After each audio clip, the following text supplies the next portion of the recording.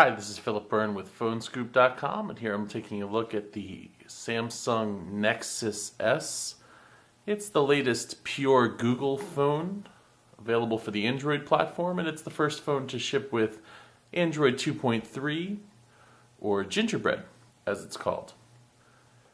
Now, the differences between Android 2.2, the Froyo build, and Android 2.3 are sort of subtle. There's some nice visual tweaks. If you're very familiar with Android, you might see where some of this has changed, but it's not too significant. Like I said, it's really just some subtle visual tweaks here and some interesting effects.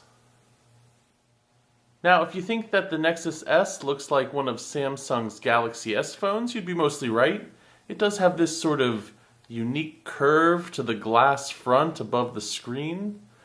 But otherwise, it's the same glossy plastic feel. It's a nice lightweight black plastic body. And it uses that fantastic Samsung Super AMOLED screen. It's really my favorite screen on the market. There is no better screen on a cell phone these days. I even prefer it to the iPhone's Retina display. It doesn't quite match the pixel density, but the colors, the contrast levels, just really can't be beat. And it performs very nicely outdoors. Now, one of the most interesting things about the Nexus S is that at launch, it's really going to feel like kind of a mediocre phone. It's got only a 5 megapixel camera around back. It's got a VGA camera up here, up front.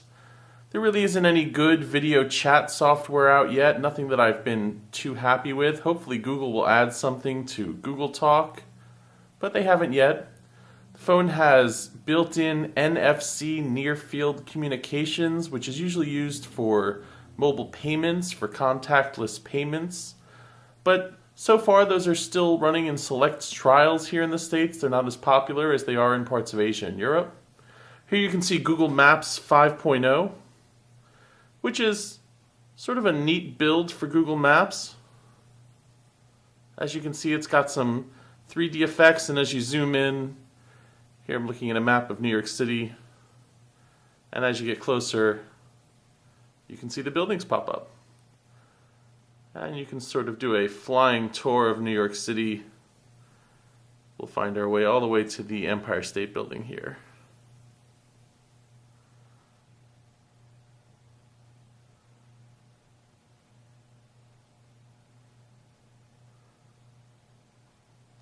But this is really available for all of the newest Android phones, so this isn't yet exclusive to the Nexus S.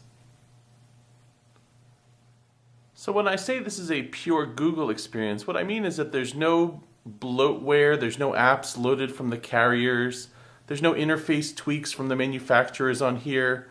You can pretty much remove any of these apps. This is all apps that I've loaded myself onto this phone. These are my personal favorites here. Here's the basic Google camera app. As you can see, it's using the front-facing camera. Now we'll switch to the back.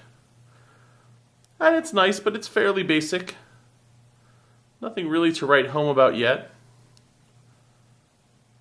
But where this phone is really going to come into its own is when the hacking community gets a hold of it, when the modders get into it, and start releasing some really interesting custom mods. So if you're the type who likes to unlock your phone, void your warranty, and load your own system software, this is going to be a fun phone for you.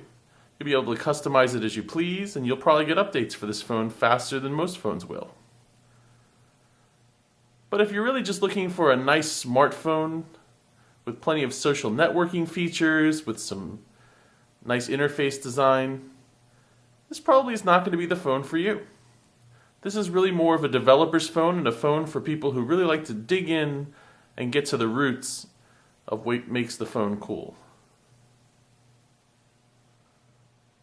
So this is the Samsung Nexus S, available for T-Mobile or unlocked, so you can use it on any GSM carrier.